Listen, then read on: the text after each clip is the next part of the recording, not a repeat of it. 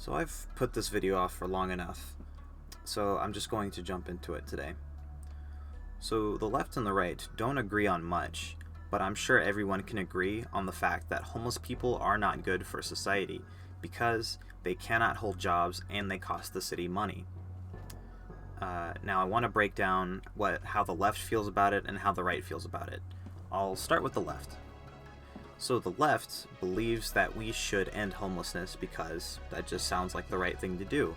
But when it comes to implementing policy, the left can be a little bit lost in that aspect, and that goes for a lot of things that leftists advocate for.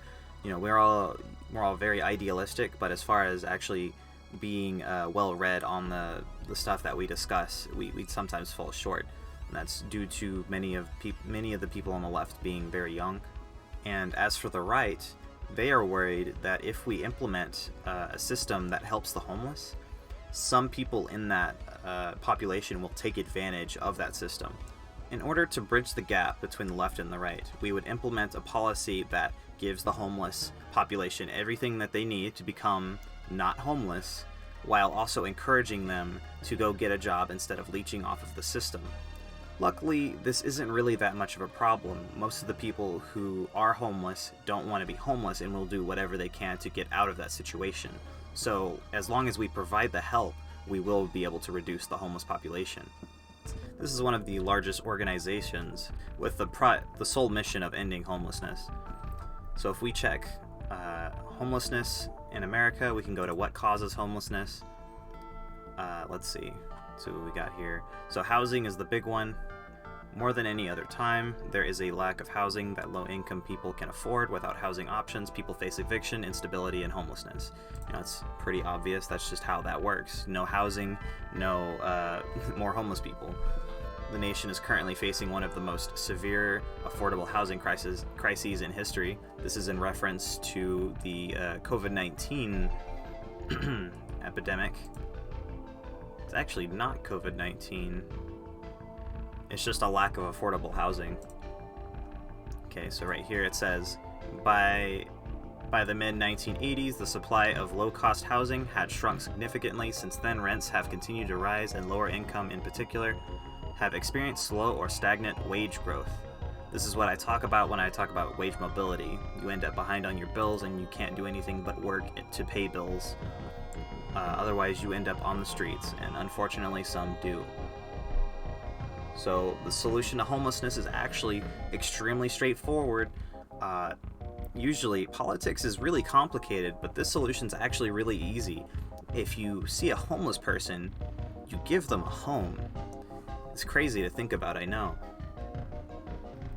So they use two different type of models. Permanent supportive housing is generally for people with disabilities of a certain kind, like chronic illness, disabilities, mental health issues, substance abuse disorders, or there was another type too. There's like veterans. Yeah, there's a large veteran population. We will get to that momentarily. And we have the rapid rehousing, which is the main one that is used. When you offer short-term rental assistance, you can get people back on their feet financially very quickly. Yeah, this is the entire goal of ending homelessness, is to increase the self-sufficiency so that they can support themselves.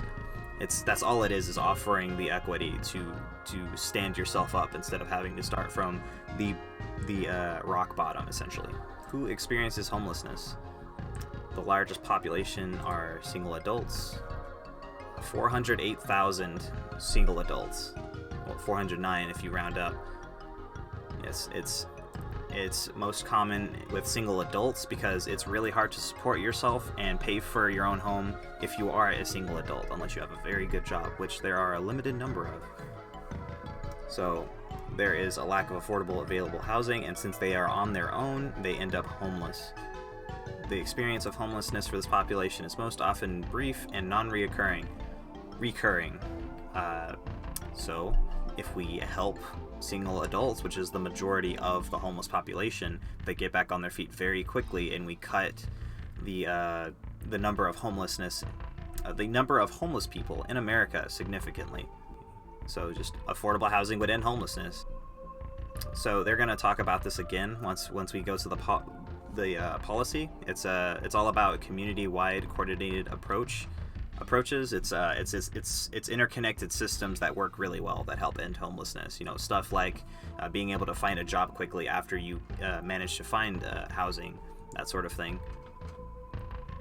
So 171,000 people and families, or 55,739 family households, were identified as homeless. That's quite a few people.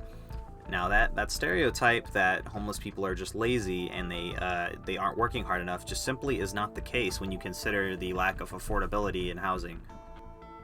And something you'll notice is that they provide a plethora of reasons for why these groups of people end up homelessness. With the single adults, we saw stuff like breakups, sudden loss in jobs, sudden sickness, that sort of thing. It's a similar situation here. Let's see, where is... Yes, lost job or work hours, conflict with family members they are staying with, unanticipated bills, or violence within the home that leads families to seek help from homeless service programs. Many of the people who are homeless are children who have been pushed out of their families. Let's see. And of course, homelessness has a tremendous impact on children, as it says here. Ooh, this is good. So when compared to low-income and homeless families, children experiencing homelessness have been shown to have higher levels of emotional or behavioral problems, have increased risk of serious health problems, are more likely to experience separations from their families, experience more school mobility, repeat a grade, be expelled or drop out of school, and have lower academic performance. I assume school mobility here means that they move schools a lot. See, and oh man, what is the solution to ending homelessness for specifically children and families? Could it be housing? Could it be just giving them a home? Oh man, it's a shame. We have all those empty houses, but nobody can afford the houses. How does that work? How do we get people in homes? So the veteran population is actually very large. 37,000 veterans in January 2020. 15,000 unsheltered. If the right really cares about veterans like they say they do, they should take an interest in this. Why do veterans experience homelessness? Let's see. They have to navigate the lack of affordable housing and economic hardship that everyone faces. So, once again, how are we going to end veteran homelessness? Could it be housing? Let's find out. Oh look, significant progress has been made in housing our nation's homeless veterans. This is due in large part to connecting them with rapid rehousing. This really is like the easiest topic I could have covered as far as policy goes. Person without home, give home. I mean, you really can't get easier than that when it comes to the unbelievable complexity that is human politics in 2021. All right. So have we gone through all the yes, the chronically homeless. This is that group of people that I believe the right is referencing to when we talk about people with mental health problems and people who would leech off the government. Not necessarily people who would leech off the government, mostly just people with mental health problems, because they say they'll bring up pictures of like Skid Row or something from where does Skid Row come from? Not relevant. Anyway, let's see. How many people experience chronic homelessness? 110,000.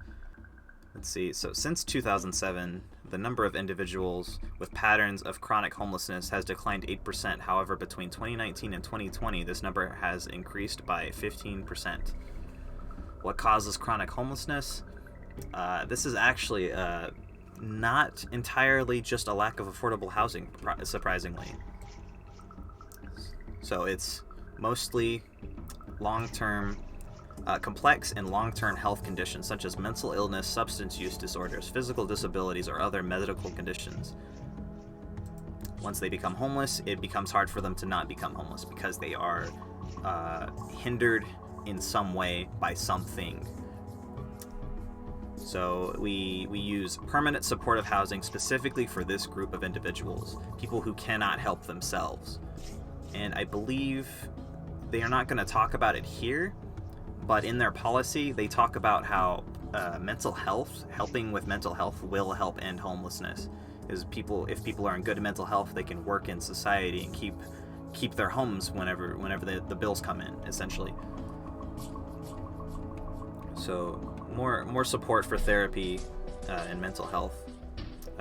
Better drug rehabilitation in America will go a long way, in more ways than one. All right.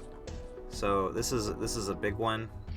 34,000 unaccompanied youth were counted as homeless. Of those, 90% were between the ages of 18 to 24. The remaining 10% were under the age of 18. 50% of homeless youth are unsheltered. What causes youth homelessness? It's often rooted in family conflict. And then we've got other economic circumstances like poverty and housing insecurity.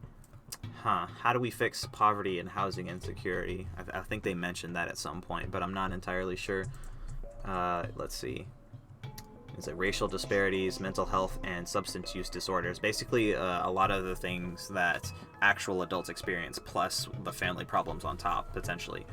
Ending homeless for youth and young adults. This is going to be a real shocker, but it's stable housing that actually helps them out with that one. And they get also, in addition to supporting connections, securing adults. I'm being really, what's the word, facetious? I don't think that's it, but I'm being something today. Okay. Alright, and we can move on to the statistics, which just simply, let's see, there should be one for, so it shows the entirety right here. The majority, by a lot, is individuals, people who cannot support themselves on their own. Most people cannot. You need to be with another person to sustain your living. People in families, loss in jobs, sickness, anything could put you out of your home financially. Chronically homeless individuals, people who have substance abuse issues, people with medical issues, people with mental health issues, not a large percentage compared to individuals and peoples and families. That's actually a little disingenuous the way I put it.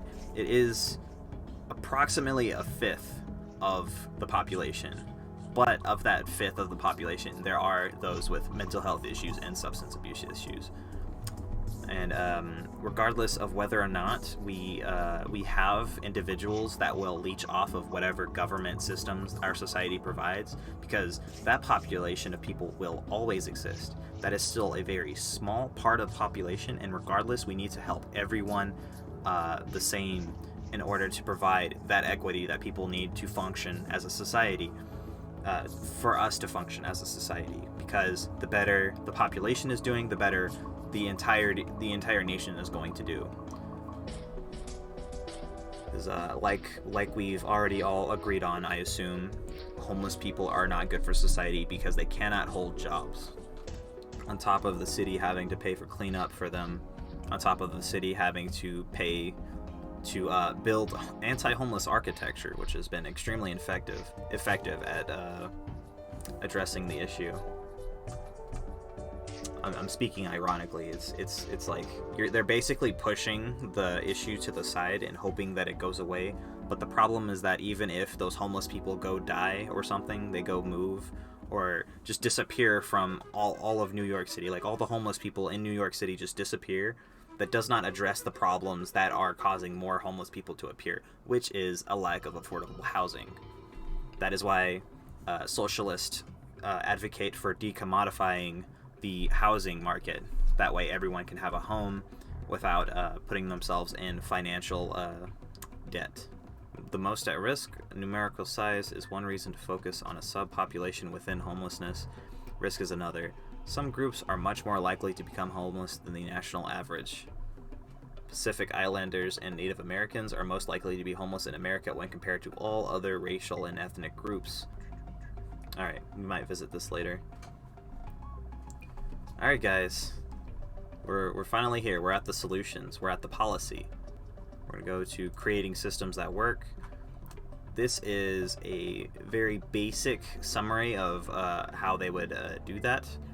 See, coordinated entry, also known as coordinated assessment or coordinated intake, is a process designed to quickly identify, assess, refer, and connect people in crisis to housing and assistance, no matter where they show up to ask for help. It can pave the way for more efficient homeless assistance systems by helping people move through the system faster to housing, reducing new entries into homelessness by consistently offering prevention and diversion resources up front. So that would be housing assistance if you lose your job, like unemployment essentially, which is another socialist policy, so it's bad, as we all know. Improving data collection and quality, and providing accurate information on what kind of assistance consumers need. So all this is talking about is a system that helps prevent people from being homeless in the first place. And we have planning. Establishing a plan helps communities set goals and conceptualize what they should prioritize. A plan can include goals, a process and timeline for meeting those goals, and mechanisms for evaluating progress. Planning also brings providers, government officials, continuum of care leads, and funders together to address topics such as how to identify needs of the population, decide on the structure of coordinated assessment, integrate prevention and shelter diversion resources, map out existing assessment and intake processes, and sketch out preliminary needs assessment and screening tools. That was a lot of words. Basically, you just need a good plan. So yes, I believe this is trying to tackle the issue of dealing with homelessness in a local area. Let's see, collecting and examining local data collection efforts.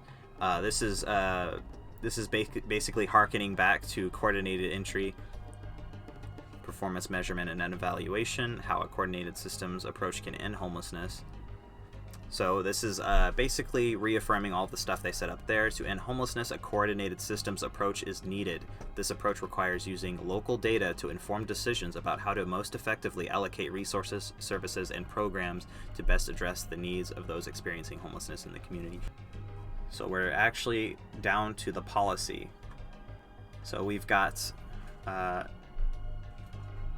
this homeless assistance program is at the core of federal efforts to end homelessness. Each year, HUD rewards homeless assistance grants to communities that administer housings and services at the local level. So let's see what this is about. All right. Congress should invest in proven solutions to end homelessness by providing at least $3.1 billion for homeless assistance in. I'm too stupid to understand what this FY means. If someone could inform me, that would be lovely. This represents a $323 million increase over the FY20 level. What would that be? Federal something. Irrelevant. We're moving on. And would allow homelessness to keep up with rising evictions. Okay, so this is just reiterating what it's been saying throughout the whole thing. It affects more than 500,000 Americans. And this assistance program is at the core of federal efforts to end the crisis. So they just need funding is what they're saying here. It's already proven to work and they just need funding for it. It's going to be a common trend as we navigate through the policy pages here. Consider the results. Since 2007, homelessness has decreased by 15%. Meanwhile, communities and even states across the country have announced that they have ended veteran and chronic homelessness. So we already have policy that works. We just need to copycat what worked in other states to the states with homelessness and end it, because ending homelessness is actually pretty easy. Homeless person, give them a home. That progress is only possible through bipartisan congressional investments in this program. Let's see, each at the local level, specifically the Emergency Solutions Grants Program and the Continuum of Care Program, funds the cornerstones of each community's homeless system, because it's about funding local community homeless systems. The ESG grant funds street outreach, homelessness prevention and diversion, emergency shelter, and rapid rehousing. Financial assistance so they don't become homeless, emergency shelter when they do become homeless and they need somewhere to live, and then rapid rehousing to get them back in a home and then back on their feet financially. The COC program funds permanent supportive housing, rapid rehousing, transitional housing, coordinated entry, and pilots like the youth homelessness. demonstration program. Man, I almost got through all of that, and then I messed it up here because I got in my own head. Because HUD prioritized evidence-based programs, so you need data beforehand before you just give money away, like they're trying to do here, and practices as part of the grants program, homeless assistance systems across the country have improved their ability to quickly respond to housing crises, get people back into housing, and connect them with community-based services. See, it's like they're like a broken record. Like literally all they're saying is keep people from being homeless, give people a home if they are homeless, and connect them to community-based services so that they can maintain their stability in the future. Current status, HUD's McKinney-Vento Homeless Assistance Grants Program received $2.777 billion in fiscal year, that's what it means, 2020. Dear colleague sign-on letters will soon be circulated in the House seeking support for an increase to $3.1 billion, which is a $400 million increase. Gosh, that actually isn't a lot of money either, $3.1 billion. I wonder where the richest country in the world could find 3.1 billion US American dollars. What, United States? What USD? Yeah, so it'd be United States dollars. That sounds really dumb, actually. Alright, so homeless programs, affordable housing. Alright, inability to afford housing is the key driver of increases in homelessness. The federal government's most important program to help low-income people afford housing is the Department of Housing and Urban Development's Housing Choice Voucher Program. Housing Choice Voucher Program is what we need to look at. HUD-VASH program, including Section 8 HUD-VASH and other tenant-based vouchers that are all included in the Appropriation Committee's Tenant-Based Rental Assistance or TBRA account. Leading housing advocates report that 11 million households spend more than one-half of their income on rent. True. And a recent Harvard study reports that 38.1 million households spend more than one-third of their income on housing. Also true. Housing is really, really expensive. Too many families in both categories are an unexpected bill away from sliding into homelessness. People can't afford rent, they lose their house. That's just how it works. Sorry, I know we don't want to increase the minimum wage or give people money through welfare, but we gotta do something because, as we've established at the beginning, homeless people aren't good for society, so we gotta do something. Gotta figure it out. You can't just lift yourself up by your bootstraps when you can't find the work that'll help pay for your home. $7.25 an hour is not gonna pay for your home, sorry to say. HCVs are designed to alleviate this situation. However, that same Harvard study reports that increases in federal rental assistance have lagged far behind growth in the number of renters with very low incomes. Very low incomes, like I was just saying, between 1987 and 2015, the number of very low income renters grew by 6 million, while the number assisted rose only 950,000, reducing the share with assistance from 29% to 25%. They don't have enough funding to help all these people. They just need more funding from the government in order to house all of these homeless people. There's no reason why this country should have 500,000 homeless people. It is honestly very shameful in this country that is supposed to be designed for freedom. How am I going to be free if I'm living on the streets? Alright. Unfortunately, fiscal year 2020 is a difficult year for making funding decisions because of a 2011 law which would automatically impose an arbitrary cap on overall domestic spending, forcing cuts of $125 billion in all domestic programs. This is what I talk about when I say that our domestic programs are getting gutted. Our education, our mental health assistance, our drug rehabilitation systems, our physical rehabilitation systems, all are cut, and they cost us too much, and as a result we don't get them because we're too busy paying for the ridiculously high housing costs. Alright, among voucher households, 75% are extremely low income. Extremely low income, they cannot find better work, earning less than 30% of the area media income, AMI, or the federal poverty level, whichever is greater. 36% have a head of household who has a disability, 25% are elderly. The national average income of a voucher household is $14,454. Dang, I wish I had 14 grand. The HCV program is HUD's largest rental assist program, assisting approximately 2.2 million households. However, due to inadequate funding for HCVs and other public housing programs, only 1 in 4 eligible households receive federal rental assistance, and there is a growing backlog. The problem is getting worse. We need to address it, or we're going to have more homeless people, especially with COVID-19 putting us in a pandemic-induced recession. Current status. The Alliance urges lawmakers to scrap the sequestrian spending caps. Wait, hold on. How do you say that? Sequestration.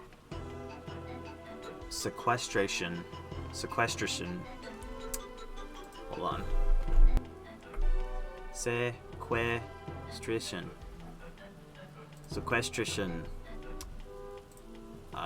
Just say it to me, please. Sequestration. Oh, it said it back to me. How do I get the thing to say it? Sequestration. Sequestration. Where's it at? Where is it at? Here it is. Alright. Where are we at? Sequestration. Sequestration. Sequestration. What does that even mean? The act of taking control of somebody's property or assets until a debt has been paid. Okay, amazing. We've learned a new thing today, all of us. Alright, moving on. Where is it at? Okay. Scrap the sequestration. I gotta hear it again. Sequestration. Okay, I got it.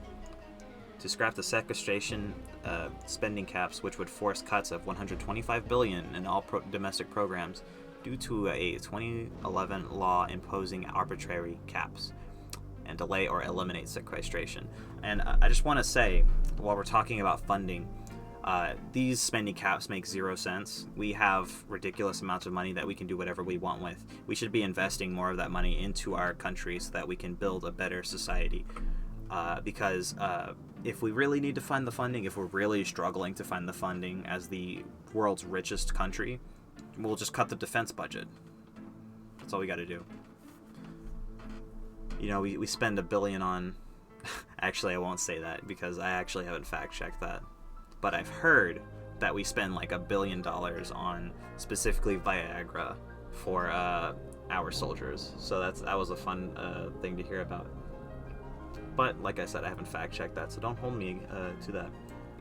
The Alliance supports the inclusion of $24 billion in funding for the fiscal year 2020 Transportation, Housing, and Urban Development appropriation bills for the HCV program. That amount includes $21.4 billion to renew 2.2 million existing vouchers, $2 billion for administrative fees, $600 million for new incremental vouchers targeted to vulnerable groups, including people who are experiencing homelessness. This all sounds very doable for us. It's like, it's child's play for us to find the funding for this stuff, man. It's not even a matter of can we afford it, it's a matter of should we do it. And this is all the legislation regarding homelessness. And while I would go through all of the legislation, you people don't pay me enough to do that, so we're going to move on for today. So of course, I don't think I gave this place a proper introduction, but the main goal of the National Alliance to End Homelessness is to provide data, in case you're wondering about their significance to the conversation. And they have all of their data and graphics right here in their in their resources section. I personally actually haven't checked all of this, but I may do that in the future in case I have to debate someone over homelessness and I need to get all specific and stuff to scare them. But yes, I think that will do it today. Turns out homeless people can easily not be homeless if we just try a little bit.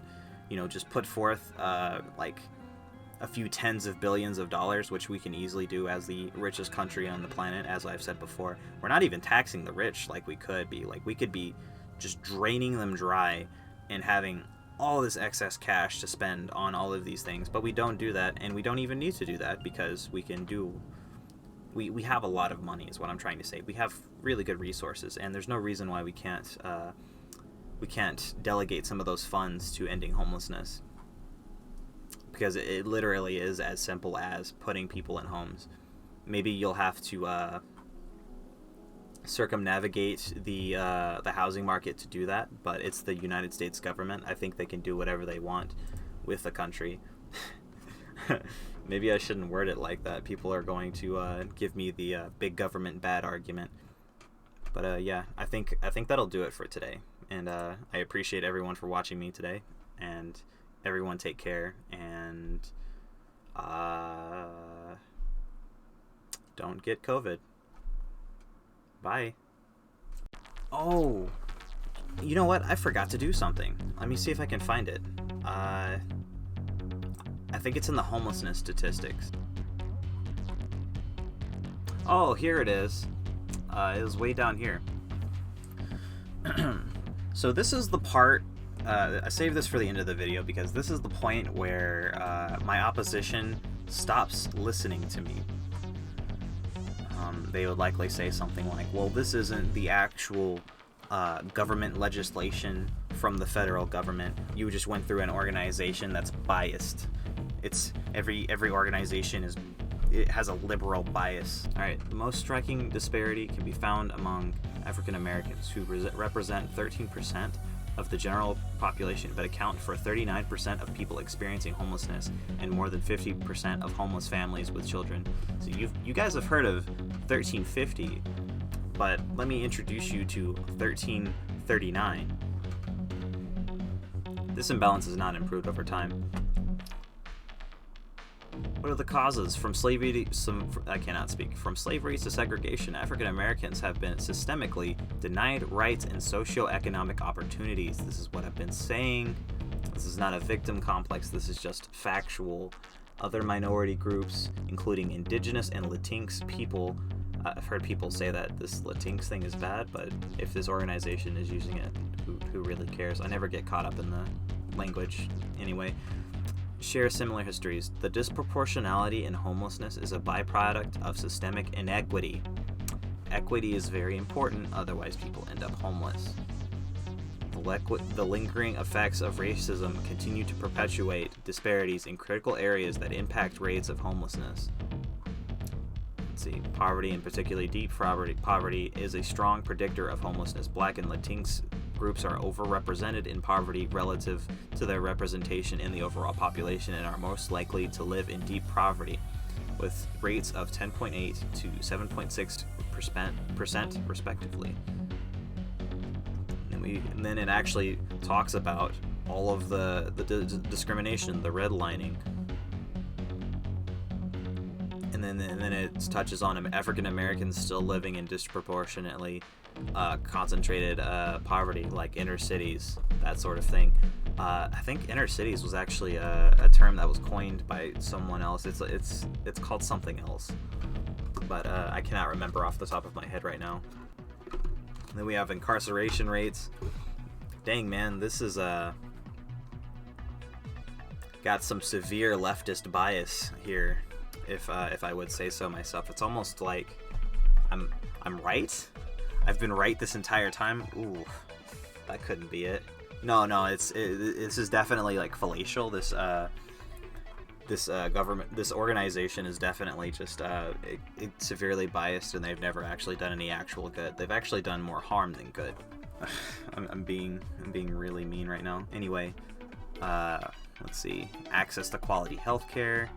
People of color are far more likely to lack health insurance than white people, especially in states without Medicaid expansion. That's because of the wealth disparity between whites and blacks. I will address the fact that if we take a look at the statistics, homelessness statistics, here we go. Alright, you can read the report, and if we go here, you can actually, oh no, that's male. It's actually mostly white people, but let's actually check the population. So, because I know somebody somewhere is going to tell me, okay, if there's a racial disparity, why are more white people homeless? Well, it's because there's more white people here. And let me pull this up real quick. Demographics of the United States. Let's see. That's a lot of people, 332 million. And to think only about a third of this, like a little under half, like under a third, not under a third, about a third voted in that last election. But this is probably also taking into account people who aren't of age. Let's see. So if we take a look here, it's a bit of a small margin, I know, but it's Caucasian Americans right here. 234 million people. How many black people? Only 40 million. So now we understand why this statistic is a huge problem. This is a matter of black people who legitimately cannot dig themselves out of the financial hole that they may or may not have dug themselves into because of economic illiteracy caused by poor education in the public school system, because they went to the poor district school, which has worse funding, worse teachers, and less resources to work with. But I think I have covered all the bases that I wanted to. I'm really glad I remembered to bring that part up, because I just love rubbing my win in other people's faces. But of course, you can say that the National Alliance to End Homelessness is a completely fallacial organization that holds no merit and should not be taken seriously. But that's an extraordinary claim, and extraordinary claims need extraordinary evidence. So I guess we'll see if you manage to disprove the entirety of this organization. And yeah, okay, now I'm leaving for real, because it's 3 in the morning and I want to go to sleep. So see ya.